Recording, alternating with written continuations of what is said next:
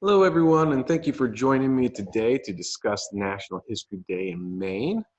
My name is John Taylor, and I am the museum assistant at the Margaret Chase Smith Library in Skowhegan, Maine, which is connected to the university. But I'm also the state coordinator for National History Day in Maine. And this little talk today for Impact Week is going to discuss what the program is, and then also discuss our connections to the University of Maine, and also talk about how you could support the program in the future.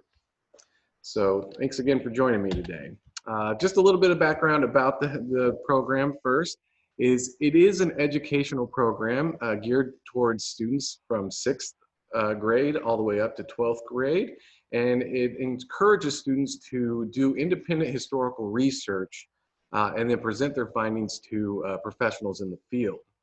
And they enter these projects in a bunch of different competitions, and that's how they present it to the professionals. And so it is a contest-tiered system, and it does start at the local level, typically the school, and then it will move on to a regional, state, then a national level, and one of two divisions. So there is a junior division, so of course that would be grades 6 through 8, and a senior division 9 through 12, so for the high school aged students. And then these projects then are created throughout the school year. It is a long-term project that most students usually work on. And then they will then take those findings and then present them, like I said before, to professionals in the field, which we'll talk about a little bit later. Now, there are many different ways that they can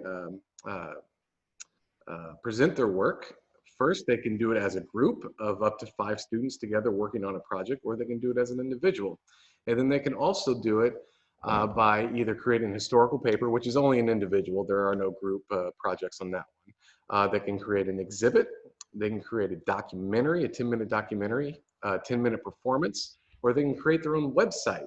And now what's really great about all of these projects and what they're doing, and like I said, this is a long-term research project that they go through the whole entire research process, is what we learned last year and what we're telling teachers now is this is a great tool for project-based learning, especially in the virtual world that we're kind of working in now. So depending on what schools are doing, whether or not it's a hybrid right now or all virtual or even in person, of course, because that's how it was done in the past. This is a great project-based learning way to get students involved in the humanities. So how this works really is, and I'll go into a little more depth about the research process here in a second, but what it really starts down to, or comes down to and starts with, is each year there is a theme that all the projects need to adhere to. As you can see, this long list of themes that we've had over the past, 11 years now at this point that I've listed here. Each one is different. It's different each year. They do start recycling around year 8 or 9 sometimes. And that's because if there's a student that goes from 6th grade all the way up to 12th grade and creates a project every year, they aren't repeating any of the themes every year. But these themes, as you can see, are pretty broad. And that allows students to get a lot of freedom and to decide what topic they are most interested in and then be able to fit that topic into it. So communication in history is our 2021 theme. And there's a lot of ways you could talk about communication. So there's different ways that students can really fit in their topic that they find most interesting. And why we want this broad and why we sell it this way is because if a student comes up with a topic that they're not necessarily interested in, for this long-term project, they're not going to be fully committed and really want to dive into the research process to create these projects. So if they have a topic that they're very passionate about, it's going to keep their interest. And so that's why these are broad. And this is a good way for them to start. So they can think of a topic that they want to learn about, and then they can start to see how communication, for example, this year, how communication could work for them and how that could help them start the research process. It's a good way for them to really start thinking about the initial questions, the initial research questions, and then move on from there. But the project, basically what it breaks down to is we try to have the students wear many different hats throughout the process of the research process and building the project, together. And so what we have them do is we have them be detectives. You can see the detective hat there, where they work on the research part of it. So they come up with, they look at the theme, they start coming up with topic selections that they might be able to fit into that theme that they think are interesting. And then they start learning about research skills. So they start diving in to different archives, libraries, museums, interviewing people that were possibly present at an event, things like that. And they start learning what secondary and primary sources are and start working on the idea of interpreting those sources and creating their own thesis, and which we'll talk about here in a second, but starting to create research organization as well and narrowing down their topic. Now, of course, what I mean by that is obviously you're going to have a student that might be interested in World War II. They can't, in these projects, they can't just talk about the entire war. They might want to talk about one specific battle or one specific person or an event, something like that. So they are able to take all this material that they have found on a particular topic and start narrowing it down. And so then once they do the detective work, they then become the scholar. As you can see, the mortarboard there in the center. And that's where they start analyzing and coming up with a thesis statement that is connected to the theme. And these thesis statements then will also help them guide and put historical context into what they're going to argue and give them the advanced research skills. So we'll go beyond the research organization to advancing their research skills even further, because what we want is students to actually take the information that they can find through all the different sources, whether or not they're primary or secondary, and distill it down and then have their own student voice and then create their own theories and thesis statements and arguments that support that. And then so after they are the scholar, of course, then they are the chef, which means they have to put the project together. And so depending on what the category is, they have to, of course, come up with a bibliography, explain where all their sources came from, create a process paper that explains their research process from beginning to end and why they use specific sources, things like that. And then they have to then organize that project. And so if you're doing an exhibit, obviously you need to come up with what pictures do they think are going to best tell their story. And you know, they are limited to 500 student composed words on an exhibit, so they have to be very careful with what they say and what they want to say. And so they have to go through a whole editing process to come up with what is the most important thing to say on their exhibits. Same thing with papers. Of course, papers are a little bit more wordy, so of course we're at like 1,500 to 2,500 words there. But they all go through an editing process no matter what they're doing. Writing a script for a performance, writing a script for a documentary. And this also helps with their presentation skills as well.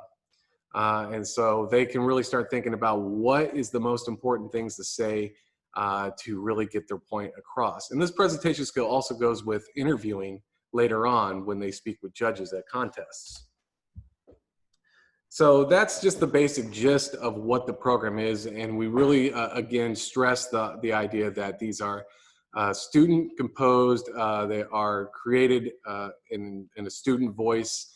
They come up with their own theories and theses on these, and they really support those with their own findings that they are able to do as they dig through archives and libraries and museums and things like that. But we're talking about Impact Week. So the idea of what UMaine's impact is this partnership with UMaine and National History Day, and of course the Margaret Chase Smith Foundation and the Margaret Chase Smith Library began in 2014. So we're getting ready to go into our 8th year running this program. And so the partnership comes from many different facets. Of course, the Margaret Chase Smith Foundation, which is the part that is the kind of helps run or funds the Margaret Chase Smith Library. There is money coming in from there, of course, but we do have money coming in from the University of Maine as well through the College of Education and Human Development, the McGillicuddy Humanities Center, and the Maine Masonic College. And then we also partner with the Maine Humanities Council. So these are all of our major donors here that we have to help run this program. And mind you, before 2014, this program has been around for over 30 years here in the state of Maine. It wasn't until 2014 that the University of Maine took it over. But since then, we have started to grow steadily. We'll put it that way. We started to grow steadily, but I want to remind you that this is compared to other programs throughout the state, we are still fairly small, but we are a small and mighty program because we've had national winners every year, all the way up until 2019. So from our time taking over in 2014 all the way up to 2019. But like I was saying, the contest system has been growing. If you remember, I was talking about the contest tiered system earlier, where I was saying it starts at the local level at the school, then it goes to regional, and then the state contest, which is held at the University of Maine, and then the national contest, which is held at the University of Maryland down in College Park. Now, before we took this over in 2014, there were typically some school contests, but then we did not have any regional contest. All we had was a state contest here, and then we would send students on to the national contest. Well, that contest system is growing because we have created, 2.5 years ago, we created the regionals that we have now, and we're starting to hopefully add even more regional contests, which then allows more students to filter in and participate in this program.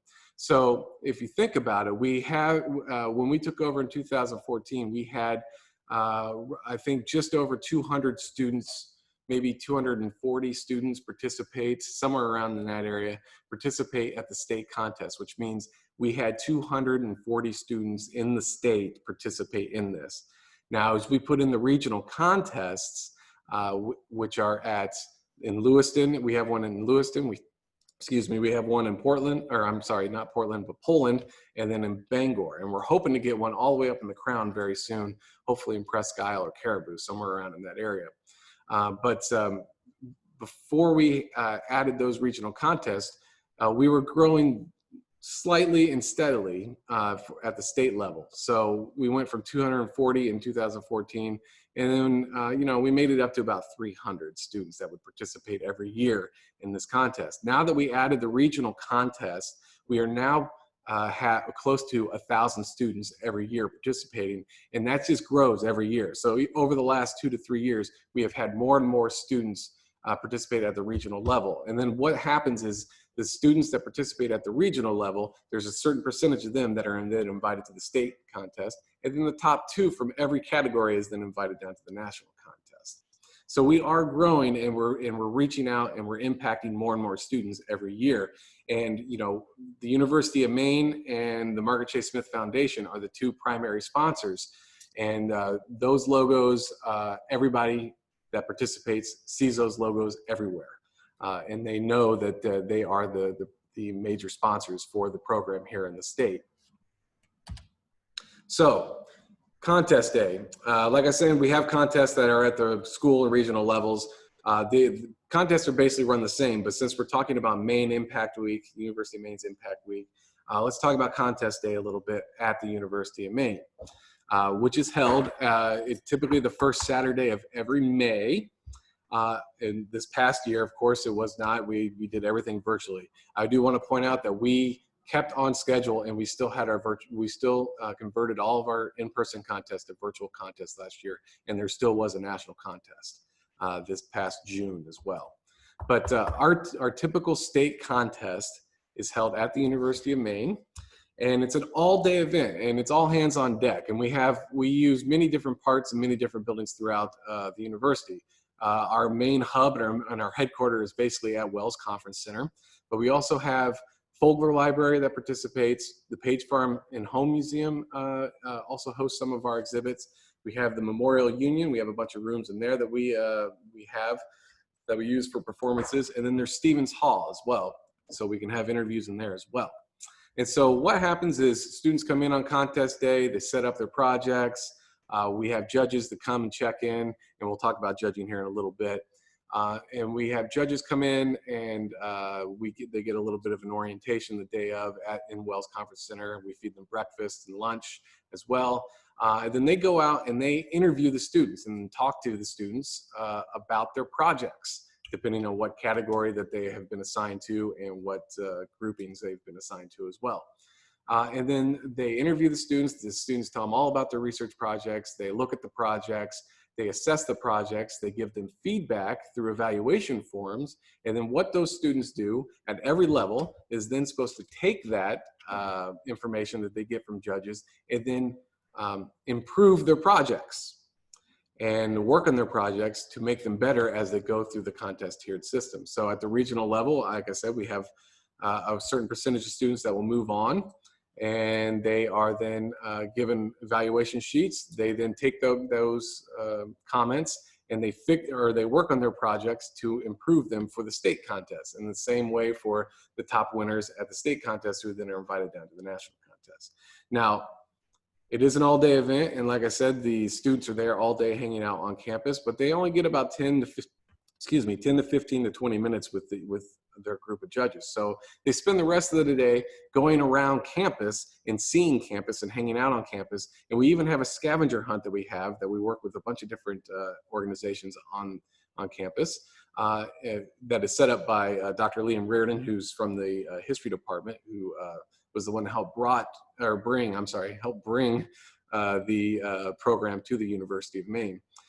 We set up a scavenger hunt, and students are going around campus all day, learning new things from different museums and organizations, and then we give out some prizes on students who are able to make it to everything on the scavenger hunt. So it is a fun and exciting day for all involved, and that includes students and teachers and parents, judges, and even staff. Staff love it as well.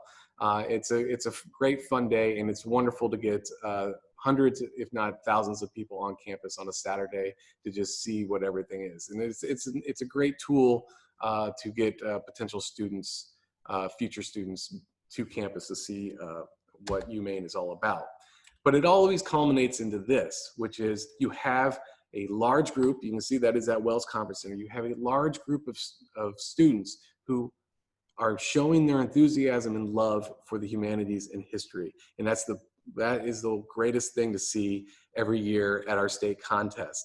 And it's even larger at the national contest when you have roughly about 3,000 students participating, and they're all on the floor of the Xfinity Center where the University of Maryland basketball team plays. And we're literally in an arena for the award ceremony, and they are marching around and doing a parade of states down on the court. But yes, this right here is right before our awards ceremony, before we hand out all of our medals at the state contest. And like I said, you can see the enthusiasm and the love of history and humanities, and that's what makes it so special and makes it such a great day. So we talked about what contest day is like at the university. We've talked about a little bit what the program is. So how can you make an impact? There's many different ways you can. Now, like I said, I listed a bunch of sponsors there from the university that participate every year in helping to fund this program. And so there, of course, is that. You could sponsor the program, the NHD UMaine program. Another great way is, of course, we have so many different collections and archives and libraries and museums connected to the university. And it's always wonderful when those are opened up to young researchers for them to come in and look at all of the primary source documentation that they can on a particular subject that they love, and work with a librarian or an archivist to help find those things. And so that is, of course, typically a mission statement for any of these type of organizations. So it's wonderful when you can open up your collections and let those students come in and use your materials. So that's another way you can definitely make an impact.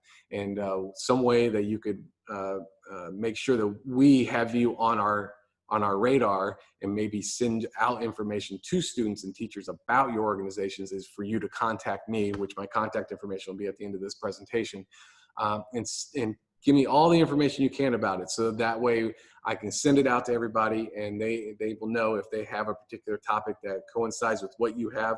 We can put you two together. Another way you can do it is we have special prizes at the state contest, and so sponsoring a prize would be even great. One of a great example is at the University of Maine, we have the Bureau of Labor Education sponsor a Labor History Award for 2 years. And they gave, I think the first place winner was $100 and a collection of books. But it doesn't always have to be monetary. It can always be whatever you would want to provide. But sponsoring a prize is always great. I mean, we've had many different prizes throughout our short time with the university so far. Every year, the National Maritime Historical Society has a maritime special award or special prize that we award at the contest. Last year, the Maine Suffrage Centennial sponsored a Women's History Award, and we've had the Maine Bicentennial Commission since this year is and was the bicentennial for the state. They sponsored a special prize this past year. But those are some of the monetary and more easier ways you can do it. But then there's also judging, which we are always needing judges. And of course, if you are part of the university or you always have a love of learning, we always need judges, and we're always happy to have you judge. And so let me tell you a little bit about what judging is and what it consists of. So our History Day judges are from all over the spectrum and all over the place. They are historians, educators, professionals, and all in all different related fields. Or you could just be a lover of history. It's absolutely fine. You don't have to be an expert. We never expect you to be an expert on every topic that you'd be looking at. What your job is on the day of a contest while you're acting as a judge is to actually just assess the work and make sure that the work makes sense. It's being put in the context. They're supporting their arguments. The thesis is connected to the theme. They're following some of the rules in the rule book, all that kind of stuff. And so what happens on contest day is you come in, we do a little bit of an orientation the morning of, feed you breakfast. You get a packet with all of your evaluation sheets in there, and you are sent off to different parts of the university to speak with students about the projects at specific times. And basically what you're looking at is you want to look at historical quality and the clarity of their presentation. Those are the two big things. And the interview times is is why a lot of judges like to come back. They love spending time talking with the students and hearing their enthusiasm and talking about different topics or learning something new.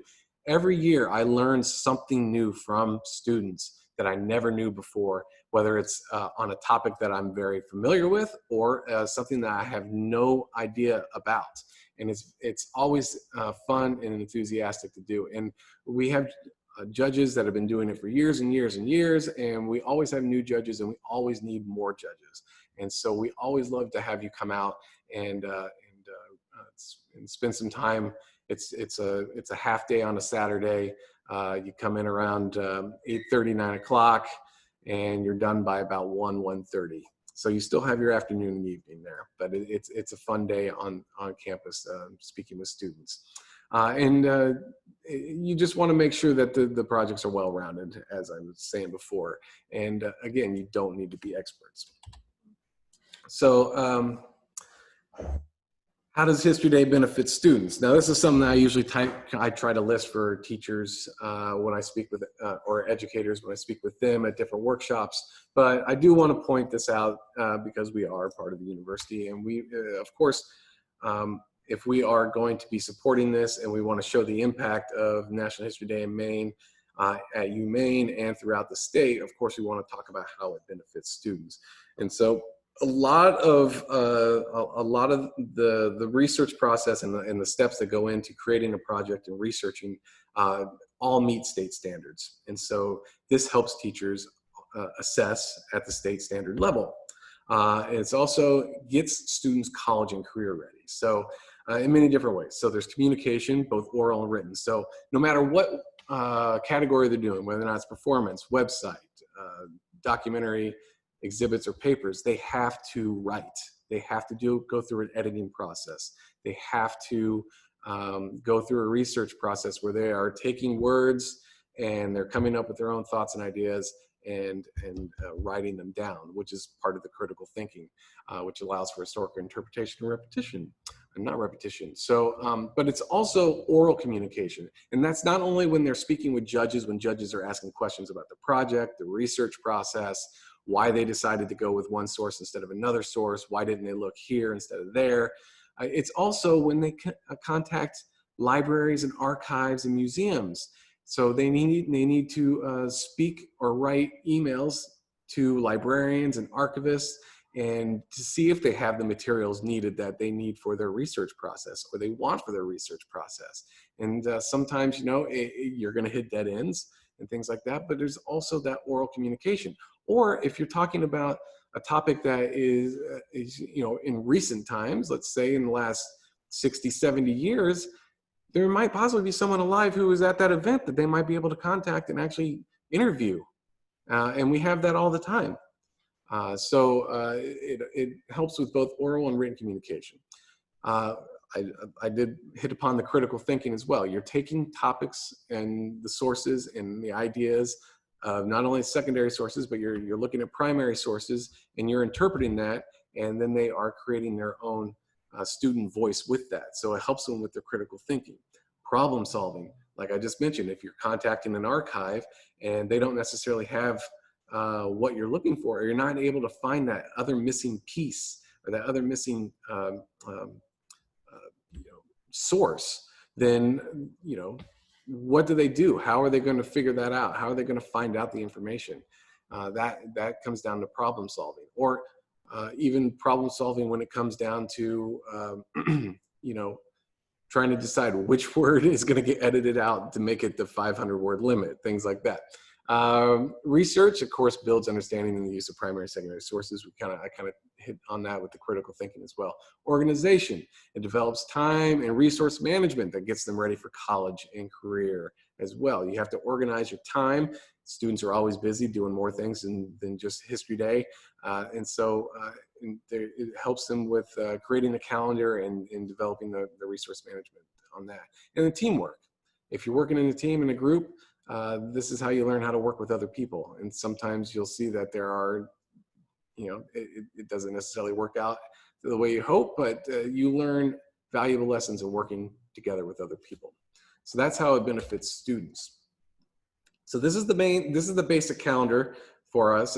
Typically, most students will start their research late December, early January. I do have some teachers who started all the way currently in September and October.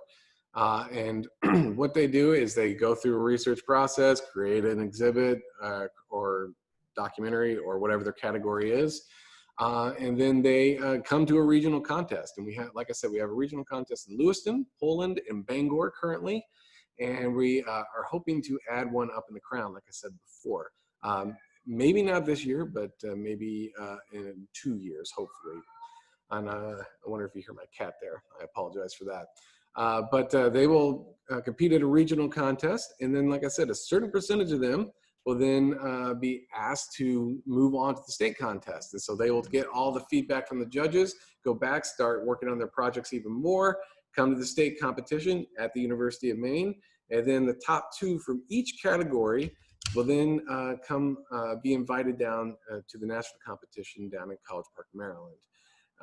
And so that's the basic calendar that we have for the contest. But again, it's an all-year project usually or at least an all-semester project for students. And it's project-based. So it really does fit into our current situation here when we're talking about maybe going virtual, hybrid, that kind of thing. So if you want to get involved, I'll just put out my contact information there. I would love to have anybody connected to the university involved in any way, whether or not that's judging, sponsoring a prize, sponsoring the program, opening up your collections to students. Please contact me. I would love to be involved with anybody here from the University of Maine. So if you have any questions, you can also direct that towards me at my email address or the phone number there at my office. Now, I am in and out of my office during this current time, so I'm not always in there, but it might be best to be trying to contact me through email at this point. But I want to thank you for your time and for sitting through my little presentation, and I hope to hear from you soon. So thank you, and I hope you enjoy the rest of Impact Week as well.